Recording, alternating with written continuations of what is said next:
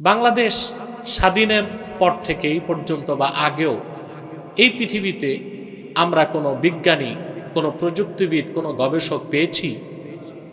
বলুন না। আমাদের বিশ্ববিদ্যালয়গুলো আমাদেরকে ১০০ বছরও কোনো গবেষক, বিজ্ঞানী, বিশ্বমানের গবেষক, বিশ্বমানের বিজ্ঞানী, বিশ্বমানের দার্শনিক উপহার দিতে পেরেছে? আমার দেশের আলেম ওলামা বাংলাদেশের পক্ষ থেকে বিশ্বসেরা হাফেজ বারবার উপহার দিয়েছে। বাংলাদেশকে আরব বিশ্ব চিনেছে হাফেজদের মাধ্যমে। কিন্তু দুঃখ কষ্ট কোথায় রাখবো যে আমাদের দেশে বিশ্বসেরা হাফেজদেরকে রাষ্ট্রীয় সম্মান দেবারও প্রয়োজন আমাদের দেশের অভিভাবকরা অনুভব করে না। অর্ধনগ্ন মহিলারা সাব গেমসে যে জিতে আসে তাদেরকে এয়ারপোর্টে লাল গালিচার সংবর্ধনা দেওয়া হয়, পুরস্কার দেওয়া হয়। কিন্তু প্রতি বছরই আমার দেশের হাফেজ যারা বিশ্ব সেরা পুরস্কার নিয়ে বাংলাদেশে আসে তাদেরকে ধর্ম মন্ত্রণালয় না পারতে কিছু একটা সংবর্ধনা দেয়, কিন্তু রাষ্ট্রের প্রেসিডেন্ট, প্রধানমন্ত্রী কিংবা রাষ্ট্রের সর্বোচ্চ পর্যায় থেকে তাদেরকে মূল্যায়ন করা হয় না। আউযু বিল্লাহি মিনাশ শাইতানির রাজীম। বিসমিল্লাহির রহমানির রহিম। ইন্না নাহনু নাযালনা যিকরা ওয়া ইন্না লাহু লাহাফিজুন। হুব্বে রাসূল সাল্লাল্লাহু আলাইহি ওয়াসাল্লাম ফ্রান্স কর্তৃক আয়োজিত আজকের জাতীয় হিফজুল কোরআন প্রতিযোগিতার এই বরকতপূর্ণ, গাম্ভীর্যপূর্ণ, রহমতপূর্ণ মাহফিলে, মাজলিসে যারা উপস্থিত আছেন, সম্মানিত উলামায়ে কেরাম, সম্মানিত কারি সাহেব বৃন্দ এবং হাফেজিনে কেরাম, সকলকে আমার পক্ষ থেকে হৃদয় নিংড়ানো ভালোবাসা, শুভেচ্ছা এবং অভিনন্দন জ্ঞাপন করছি। শত ব্যস্ততার মধ্যেও আমার স্নেহধন্য, আন্তর্জাতিক খ্যাতিসম্পন্ন পুরস্কারপ্রাপ্ত হাফেজ মাহমুদুল ইসলাম আশরাফি, তার দাওয়াতে আমি উপস্থিত হয়েছি। কোরআন করিমের প্রতিযোগিতা বা মজলিসি তেলাওয়াত যেটাই হোক, সরাসরি এটা কোরআন করিমের খেদমত। অতএব এই খেদমতে আমি পার্টিসিপেট করতে পারাটাকেও আমার জন্য সৌভাগ্য এবং বাএসে নাজাত মনে করে থাকি। সেজন্য শত ব্যস্ততার মধ্যেও এখানে উপস্থিত হওয়াকে আমি আমার দায়িত্ব হিসেবে গ্রহণ করেছি এবং আল্লাহ তাআলার মেহেরবানিতে আসতে পেরেছি। সম্মানিত সুধী, আল্লাহ সুবহানাহু ওয়া তাআলার পক্ষ থেকে যত পেগম্বর এসেছেন প্রত্যেকের দ্বারা মুজিজা ঘটত। রাসূলুল্লাহ সাল্লাল্লাহু আলাইহি ওয়াসাল্লাম ইরশাদ করেছেন, ইন্নামা উতিতু ওয়াহিয়া। আর আল্লাহ তাআলা পূর্বের সকল পেগম্বর যারা আল্লাহর পক্ষ থেকে এসেছেন তাদের দ্বারা মুজিজা ঘটেছে। আমাকে আল্লাহ তাআলা সর্বশ্রেষ্ঠ যে মুজিজা দান করেছেন তা হচ্ছে কোরআন। এটা এমন এক মুজিজা, মুজিজাতুন খাতিমাতুন খালিদাতুন সারমাদিয়াতুন ইলা ইয়াউমিল কিয়ামা। পূর্বে যত নবী এসেছেন তারা দুনিয়া থেকে বিদায় নিয়েছেন, তাদের মুজিজা আর অবশিষ্ট ছিল না। যেমন হযরতে দাউদ আলাইহিস সালাম, ওনার মুজিজা ছিল, হাদিস শরীফে এসেছে, আলানাল্লাহুল হাদিদা বিয়াদি দাউদা। আল্লাহ তাআলা দাউদ আলাইহিস সালামের মাধ্যমে লোহাকে পানির মতো গলিয়ে দিয়েছেন। কিন্তু দাউদ আলাইহিস সালাম বিদায় নেবার পরে ওনার অনুসারীদের দ্বারা এই মুজিজার প্রকাশ আর ঘটেনি। মূসা আলাইহিস সালামের অন্যতম মুজিজা ছিল ওনার লাঠি। আল্লাহ তাআলা কোরআন কারীমে বলেছেন, ওমা তিলকা বিয়ামিনিকা ইয়া মূসা ক্বালা হিয়া আসায়া আতাওয়াক্কাউ আলাইহা ওয়া আহুশু বিহা আলা গনামি ওয়া লিয়া ফিহা মাআরিব উখরা। আল্লাহ পয়গম্বর মূসাকে বলেছেন, তোমার হাতে কি, তোমার ডান হাতে কি? তিনি বলেছেন, আমার লাঠি। লাঠি দিয়ে কি করেন তিনি বর্ণনা দিলেন। পরবর্তীতে আল্লাহ তাকে বললেন, ক্বালা আলকিহা ইয়া মূসা ফাআলকাহা ফাইদা হিয়া হাইয়াতুন তাসআ। আল্লাহ বললেন, লাঠিটা জমিনে ফেলো। তিনি ফেললেন, মুহূর্তে লাঠিটা বিশাল এক সাপে পরিণত হয়ে দৌড়াতে লাগল। আল্লাহ পাক বললেন, ক্বালা খুযহা ওয়ালা তাখাফ সানুঈদুহা সিরাতাহাল উলা। মূসা তুমি ভয় পেও না, লাঠিটা ধরো। তিনি ধরলেন, আল্লাহ সেটাকে পূর্বের অবস্থায় ফিরিয়ে নিলেন। এটা ছিল তার মুজিজা। ফেরাউনের বিরুদ্ধে তিনি যখন গিয়েছিলেন, এই মুজিজাটাকে তিনি অস্ত্র হিসেবে গ্রহণ করেছিলেন। যে লাঠি সাপে পরিণত হওয়ার পর ফেরাউন প্রচণ্ড ভয় পেয়েছিল এবং মনস্তাত্ত্বিকভাবে সে তার পরাজয়কে মেনে নিয়েছিল, মূসা আলাইহিস সালামের রুব আল্লাহ তাআলা ফেরাউনের অন্তরে ঢেলে দিয়েছিলেন। কিন্তু মূসা আলাইহিস সালাম বিদায় নেবার পর ওনার সেই লাঠি আর বনী ইসরায়েলের কাছে ছিল না। ছিল হযরত ঈসা রূহুল্লাহ, তিনি মাটি দিয়ে পাখির সুরতে বানাতেন, আল্লাহর নামে বলতেন জিন্দা হও, ফু দিতেন, সেটা জিন্দা হয়ে যেত। আল্লাহ তাকে আকাশে উঠিয়ে রক্ষা করেছেন ইহুদিদের হাত থেকে। কিয়ামতের আগে তিনি আকাশ থেকে অবতরণ করবেন দাজ্জালকে হত্যা করতে, নবী পরিচয়ে না, উম্মত পরিচয়ে। কিন্তু ওনার অনুসারী যারা নিজেদেরকে দাবি করে, সেই খ্রিস্টানদের কাছে সেই মুজিজাটা নেই। ব্যতিক্রম হচ্ছে আল্লাহর হাবিবের মুজিজা। আল্লাহর আখিরি নবী নূর নবীজি মুহাম্মদ মুস্তাফা সাল্লাল্লাহু আলাইহি ওয়াসাল্লাম ১৫০০ বছর আগে দুনিয়ার থেকে বিদায় নিয়েছেন। হায়াতুন নবী হিসেবে জান্নাতুল ফেরদাউস রওজা মুবারকে বিশ্রাম নিয়েছেন। ওনার সর্বশ্রেষ্ঠ মুজিজা কোরআনকে রেখে গেলেন।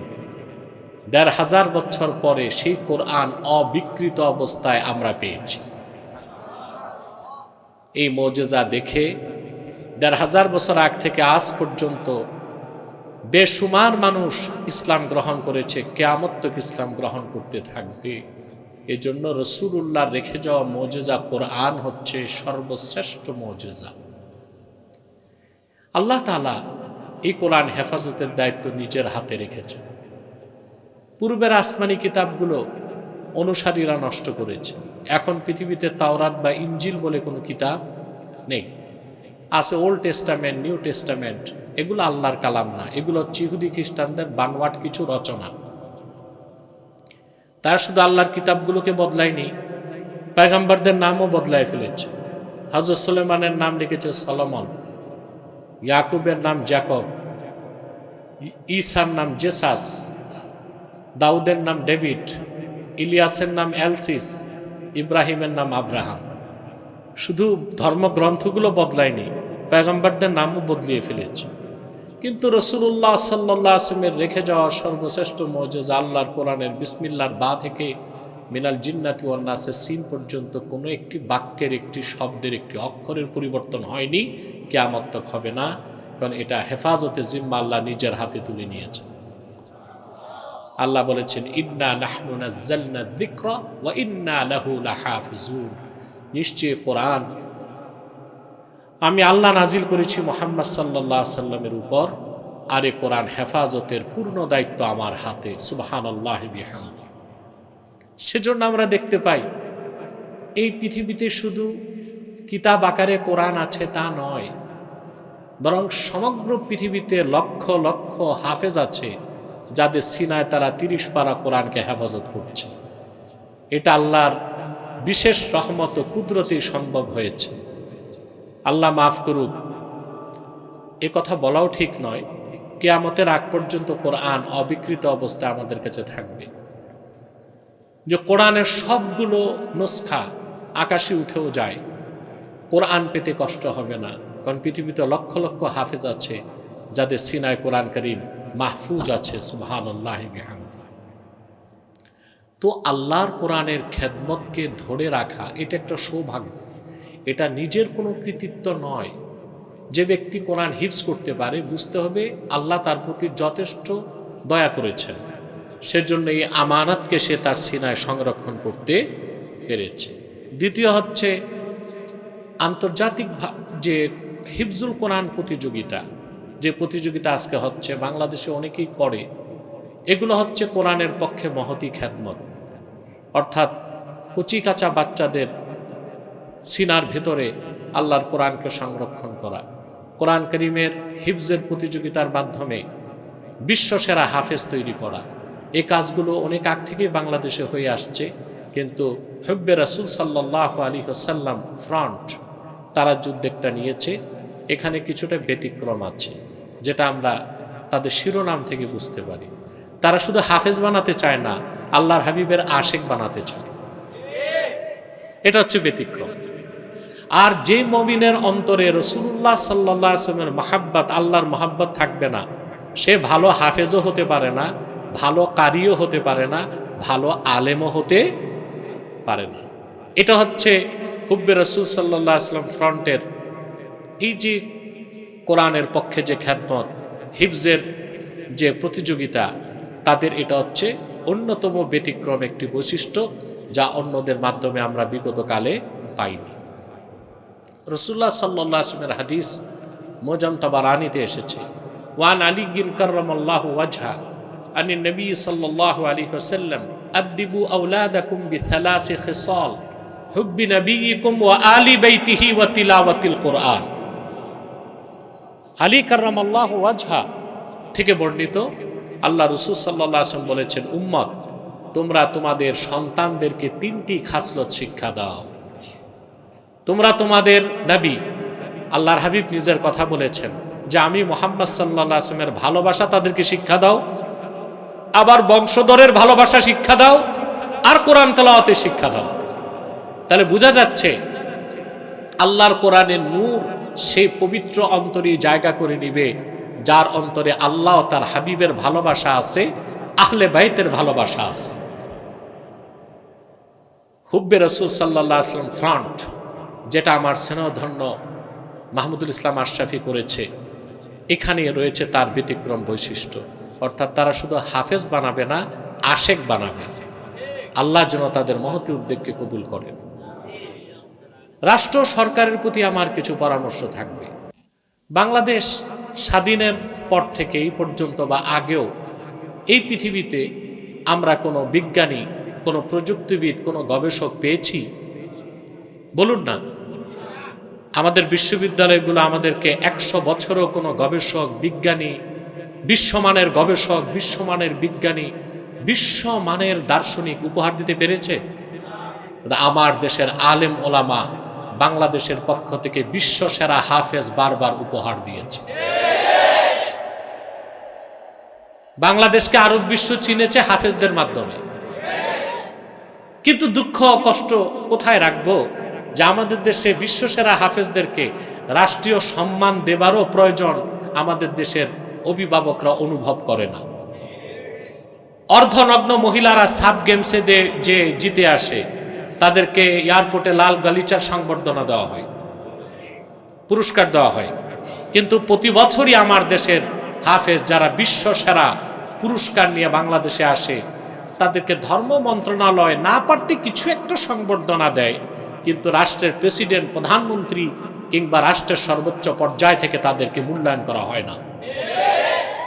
অথচ আপনারা জানেন আরব বিশ্বে কেরাত প্রতিযোগিতা কিংবা হেফজ প্রতিযোগিতায় যখন পুরস্কার দেওয়া হয়, আরব বিশ্বের যে রাষ্ট্রে অনুষ্ঠানটা হয় সে রাষ্ট্রের প্রেসিডেন্ট সর্বোচ্চ সম্মানের সাথে বিজয়ীদের হাতে পুরস্কারকে তুলে দেয়। অথচ দ্বিতীয় বৃহত্তম মুসলিম দেশ বলে দাবিদার আমরা আল্লাহর কোরআনের খেদমতে রাষ্ট্রীয়ভাবে এগোতে পারি নাই, কোরআনের আইন তো কায়েম করতে পারি নাই, এটা একটা ব্যর্থতা। আল্লাহর কোরআনের বিধান দিয়ে সমাজ ও রাষ্ট্র বানাতে পারি না, এটা তো একটা ব্যর্থতা। আল্লাহর কোরআনের প্রতিযোগিতায়, হেফজ প্রতিযোগিতায় যারা বিশ্বসেরা পুরস্কার নিয়ে দেশে আসে, তাদেরকে মর্যাদাও করতে পারলাম না। জাতি হিসেবে এটা আমাদের জন্য একটি বড় ধরনের দাগ এবং কলঙ্ক। আমি বলবো বাংলাদেশ সরকারকে ধর্ম মন্ত্রণালয়ের মাধ্যমে যারা হিফজ প্রতিযোগিতার আয়োজন দেশে করে, তাদেরকে জন্য সর্বোচ্চ পৃষ্ঠপোষকতা দেওয়া হয়। আমি হুব্বে রাসূল সাল্লাল্লাহু আলাইহি ওয়াসাল্লাম ফ্রন্টের উন্নতি এবং সফলতা কামনা করি। পাশাপাশি মাহমুদ আশরাফি যে কথা আমাকে বলেছে, আমার সহযোগিতা, আমার নৈতিক সহযোগিতা থাকবে আর যদি প্রয়োজন হয় আমি ইনশাআল্লাহ আমার পক্ষ থেকে আর্থিক সহযোগিতার ব্যবস্থাও করব ইনশাআল্লাহ। সকলকে ধন্যবাদ জ্ঞাপন করছি। আল্লাহ আমাদের সকলকে কবুল করুক, মঞ্জুর করুক। ওয়াখির দাওয়ানা আলহামদুলিল্লাহি রাব্বিল আলামিন। ওয়াসসালামু আলাইকুম ওয়া রাহমাতুল্লাহি তাআলা ওয়া বারাকাতুহু।